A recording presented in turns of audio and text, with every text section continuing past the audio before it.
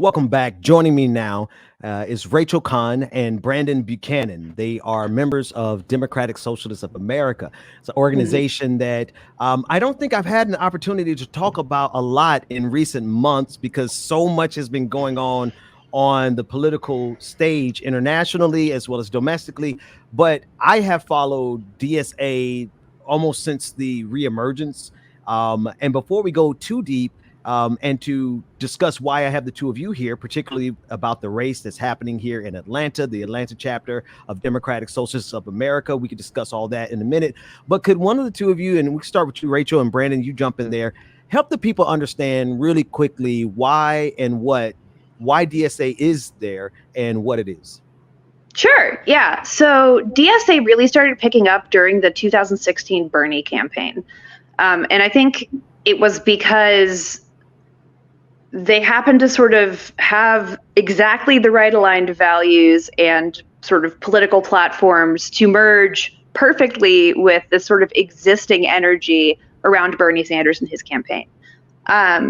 Then, from there, we've just sort of seen all these ballooning numbers. And actually, it's been a pretty contentious point to try and figure out, which parts of our platform we're going to build on and act on and sort of what DSA is going to be. So I think what we have been before now is a primarily electoral organization. And the conversation we're currently having internally is what else we're going to be, Mm-hmm. Brandyn, I want you to jump in there. Tell us more about DSA from the perspective of the things that you all are fighting for and why, if somebody hears the word socialist, Democratic Socialists of America, why it's absolutely nothing to be afraid of, despite the amount of red baiting and fear mongering that's around the word socialism in this country. You've got to remember that. You've got to remember that right now we live inside a system where not only are we dealing with corruption in the mayor's office, corruption in city council, we also deal with corruption in our activist spaces. Y'all can make up a list of people who get on here and get on Twitter and clout chase around on y'all, get on Insta, clout chase around on y'all. I led this chapter during the uprising. I went out there and there were people who were gunned down there next to grieving people and take their snapshot and then dip out. Atlanta DSA is member run, funded, led, supported. Everything we do is public. So if you are somebody who's been working inside, let's say, the Democratic Party, let's say you've been following your favorite Twitter activists and you realize, hey, what are my means to keep this person in this movement honest? Atlanta DSA is a really good platform to do that. We've got 1,300 members, and what we do is what you choose to do when you're here. The mission, when you look at it, it's a very broad mission. So there are, each chapter has got its own agenda. There are some chapters that just call and say, hey, can you call your congressperson about the PRO Act? There are others that help set up cooperatives, that do mutual aid, that help Black businesses. So this Atlanta DSA, it's the largest chapter of this organization in the Southeast. Yearly elections happen once a year, and the steering committee is a little bit like the Supreme Court. They're going to be deciding what our priorities are for the next year. And as we grow, what we do is completely up to the members. What the rule set is, where the power is centered. So we try to have a pro-Black, anti-imperialist, anti-racist platform. And we try to draw that not just in our words and our values, because you're dealing with an organization that lives up to all those values, or at least tries to, but we put it through, hopefully, in our priorities and in what we do. And hopefully everything we do lives up to the values of, centering the marginalized, giving the oppressed leadership of what they do, passing the microphone and making sure, hey, if you've got, let's face it, all these Bernie Sanders supporters, disproportionately white, wealthy group, that what we're doing is very centered on not just, helping the people advocate for themselves, but helping them survive this moment and claim leadership for themselves and know that they're worth a damn. That's how you build a movement of any kind. And that's what we're trying to do here in the ATL. Hey, shout out ATL Georgia in the house. Listen, listen, let me tell y'all something. When I came to Atlanta and I joined, I became a member, but I didn't. You were a member. We saw you on the road. You were like, hey, Ben is on here. We didn't follow up with you, but we saw you. I didn't do my due diligence of attending. But and the funniest part is I didn't even realize I had your number there until I already had your number. So there you go. See, y'all have my information, and the reason I joined is because I saw DSA through the 2016, and we're going to come to the Atlanta chapter specifically because it's a national organization. I did not know the Atlanta chapter was the biggest in the Southeast. I did not know we had 1,300 members in the chapter that I have to renew my membership in. I will get that done expeditiously. But what the reason I am still an ardent supporter of DSA, even though I have to renew my membership, is because the things that y'all fight for, they're literally the same things that I'm fighting for every single day, not only on this show, but in my real life. Like in real life instances, I'm fighting for Medicare for all, mainly because I need Medicare for all. You know what I mean? Like, but putting all aside, whatever the flash and glitz and glamour of the Benjamin Dixon show, like I'm an entrepreneur out here. I got to get some health insurance, and it's costing an arm and a leg when we should not have a system, Rachel, that allows for people to profit off the sickness and the suffering of people in hospitals. Talk about your platform as you all are running locally here, and how you're going to address some of those material issues. Like, you're not empowered to change it, but I know this is something that you're obviously fighting for. Talk about those material things you're fighting for. So first, I really want to emphasize that we prefer like a kitchen sink holistic approach to our organizing. So I'm going to say a whole bunch of things, but they're not necessarily in order of importance or even ranked like that to begin with. Capitalism is a really big system, and profit motive has created, if I want to use like, I guess, executive designer speak, pain points all throughout the economy. And so, what we have is like when profit motive intersects with medical care, we have private health insurance and the health insurance crisis and, the medical crises we're seeing right now, not just in terms of COVID, but in terms of, medical debt being the number one source or number one cause of bankruptcy in the United States. When we see it intersect with housing, we see, homelessness, and we see, retaliatory landlords, and we see evictions, and we see people whose, physical well-being depends upon their ability to get an income, right? When it intersects with education, we end up having weird publisher parish stuff going on in the academy that undermines the reliability and trust of like science itself. And all of these things holistically create problems. What we want to do in the immediate future about these problems is create more sort of low investment opportunities for people to start participating. And a lot of those opportunities are going to be things like solidarity rides, or delivering food to people, or, canvassing or phone banking, or things that you can sort of pick up and do once and then come back to later if you want to, or just do it, the one time. And if it doesn't work for you, it's no big deal. Another thing we really want to be doing is creating sort of neutral, but inherently pro-social and constructive projects in our communities.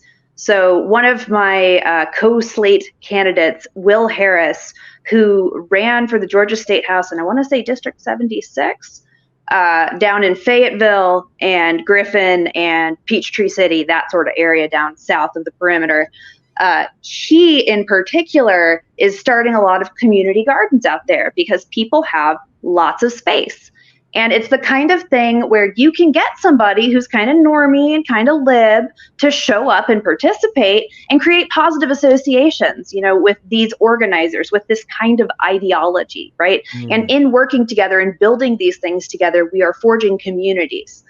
The long-term goal of that, or I guess really the long-term goal of that is overthrowing capitalism. The intermediate goal there is to create opportunities for community self-empowerment and material emancipation from capitalism.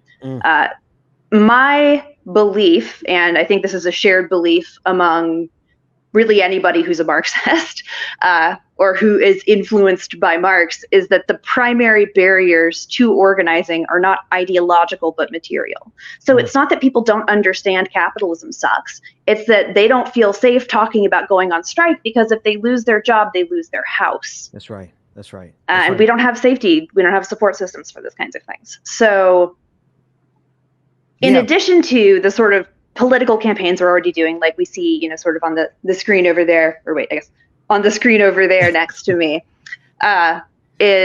it's important, and it's very important for recruiting, and it's very important for changing national narrative. But in terms of actually building material power on the ground, we are trying to take a much more community-oriented approach. Yeah.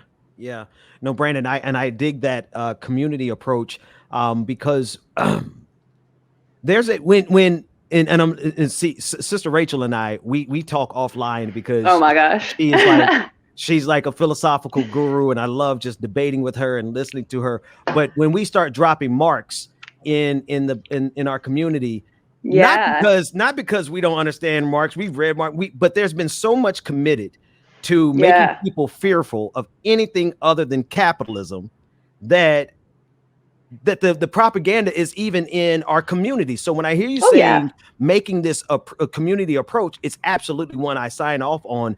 How do you, Brandon, how do you see breaking through that barrier of all of the fear mongering that's been put around things that are decidedly good? Rachel, I just to dovetail, you said everybody knows capitalism sucks. Yeah, it's right, like on the shirt. But with the way we've been propagandized, Brandon, how many people are really ready to make that conscious decision? And how is the Atlanta chapter of DSA addressing that from a community level? Are we allowed to cuss on this show? We'll bleep it. Go for it. Fucking everybody hates the police around here in Atlanta, dude. You can go around and talk about any of these issues, and it's like being the ice cream man. If you go through West Atlanta and you can be Latino, like Rogelio Arcilla, he's running in West End. You know what part of town that is, by the Kroger, by the Popeyes. He's running to represent that part. And y'all know that's a black as hell part of town. But when he goes and he says, hey, we don't need more cops. Hey, remember the uprising last year. Hey, remember my parents were raised in poverty just like you. Hey, I had to be the first one out in my family too. All that stuff, people connect with that. And the word socialism does not bug them as much as y'all think. Honestly, the people who are worried about that are the ones who are already plugged into MSNBC and are living comfortably in their 50s plus, and we've got to go and we got to canvass and knock on doors, and we can talk about how we reach those people too, door to door. But come on, somebody, when we're talking about just how do we tell people about these issues. Last year we did people's bailout campaign. Hey, who wants $2,000? Who believes that these politicians are going to deliver their promises? Everybody's engaged with them, and they'll join any organization that they see that's up here fighting it, because there's not enough of them that are out here doing it and even saying what the people want to hear. And okay, so now let's get to the race specifically, because these are the reasons why I always, no matter over the last 5 years, I have consistently trusted and observed the DSA, not only brand, but what you guys do. I do remember the Break Light campaign here in Atlanta to make sure that people aren't getting pulled over by the police. DSA did a mutual aid committee, rest in peace. Yeah, we're the only chapter in the Southeast that doesn't have a mutual aid committee anymore. We got to boot that back up too. So here we are. Let's talk about the Atlanta chapter specifically. You all have a slate that is running, and everyone has listened to your energy, your wisdom, and your passion. Tell us why this slate should be the one leading the Atlanta chapter of DSA. Well, for one, we actually have a plan for how we're going to do the things everybody says they want. I have not seen any other platform documents even remotely as comprehensive or well thought out as ours. I have seen a lot of people talking about all of these things that we all agree on and, can run around like the ice cream man, but I haven't seen a single person show up with vegetables behind it, and I think we don't just have ice cream, we have the fruits and the veggies and the actual nourishment. We're not here to just say friendly aphorisms like love is love and Black Lives Matter. And in this house, we believe that Israel is a real state. Sorry, I'm, to be clear, Jewish and anti-Zionist. It's possible we exist. Thank you for that disclaimer before you ran our show headlong into the I know. No, I never make jokes about Israel without immediately saying I'm directly descended from Holocaust survivors, because otherwise it's like, what? Brandon, you're sitting up here in your official acceptance speech, throwing all these. Hey, listen, you can go there. We're not going to go there. I'm going to keep it at this level. I mean, but even right now, one of DSA's leaders is Palestinian, right? Like, these are real serious problems in the That's world, right. and we That's right. should take an internationalist approach in care. Hey. And I'm like doing jokes or whatever, but like I do really believe, like, you know, to keep these things in mind at all times.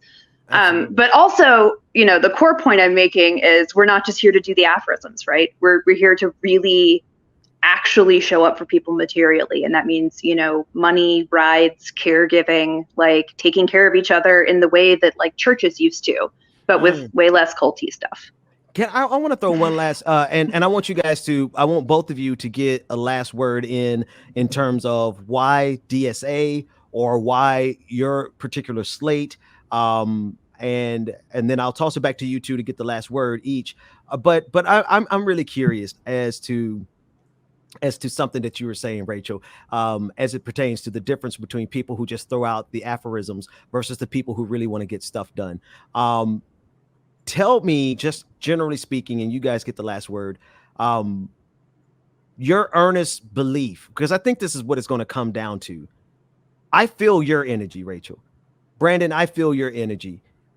Help us to understand why you have this earnest belief in this chapter and in this slate, and even in the whole organization. What was it for you that said that this is the organization and this is the slate that you need to go all in for to make that kind of material radical change that you're talking about making? I want to start with you, Brandyn, and then Rachel, and then you guys get the last word on why they should vote for you.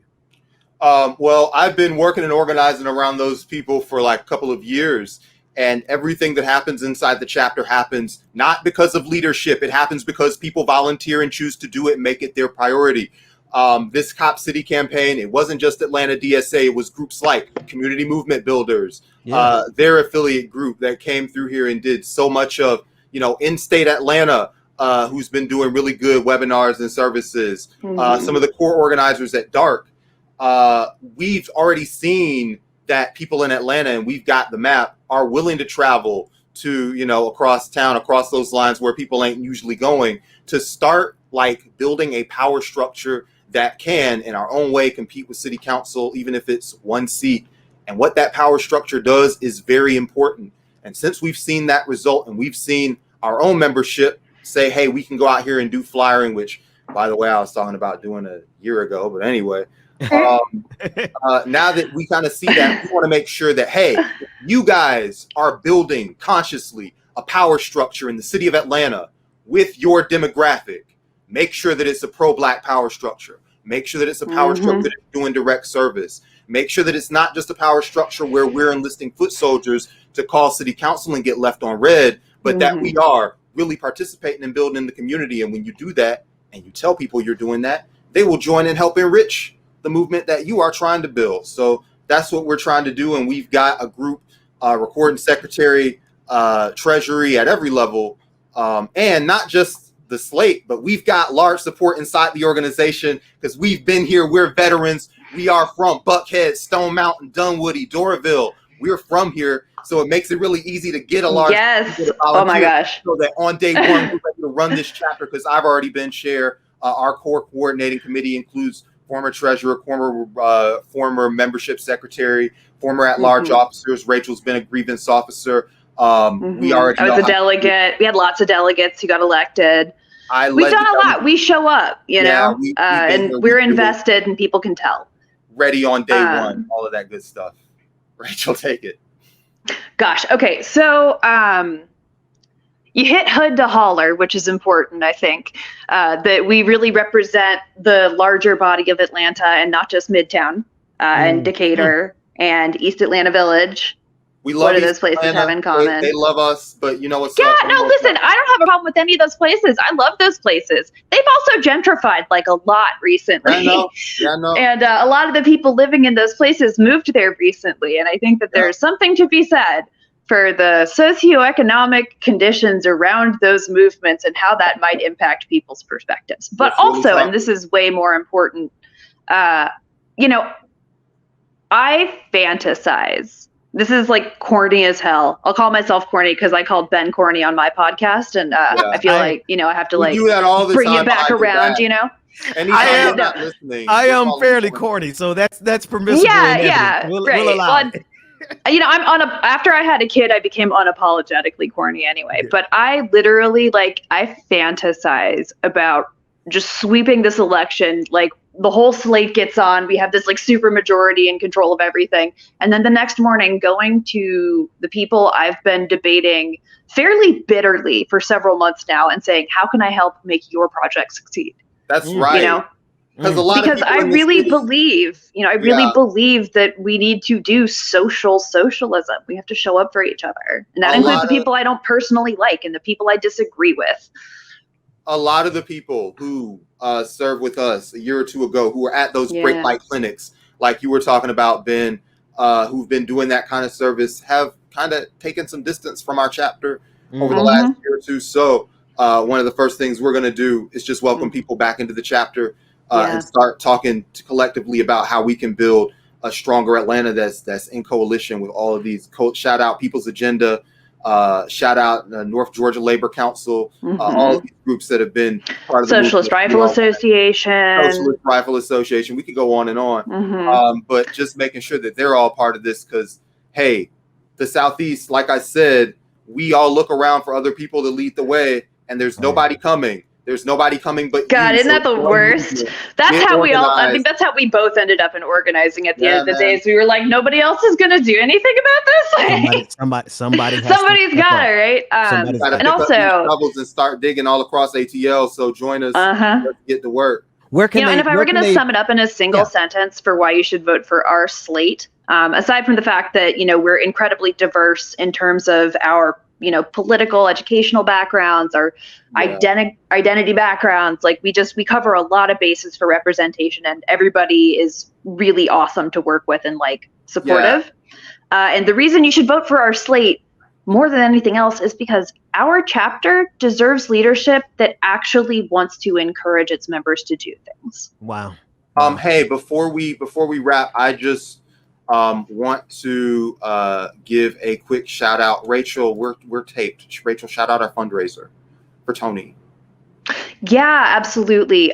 So right now, one of the members of our slate, Miracle Fletcher, who is just an incredible tenant organizer, who has been really doing incredible work over in Grant Park with Trestle Tree Housing.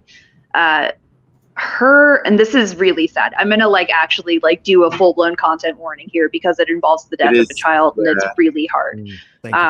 Warning. Yeah, her daughter's boyfriend died last week. 17 years old, in his mother's arms because of asthma that they didn't have, the medical capacity to properly take care of. And because she had left under FMLA but hadn't had her FMLA paperwork completed yet, his life insurance had just lapsed. Oh no.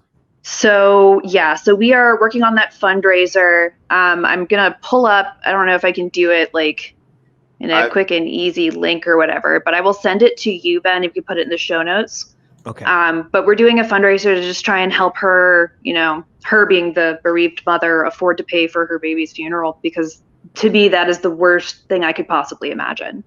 And the entire time we've been helping put this fundraiser together, and I've just been sobbing while I'm working on it because, our community deserves better than this. We owe each other more. Thank you for sharing that link. Brandon and I just tweeted it, and hopefully we can get a lot of support there. Thank you for bringing that to our attention, and solidarity with that family in this time of. There's also a meal train for folks who maybe don't have money but might have a garden or something and want to contribute something like that. And we can send you that link too.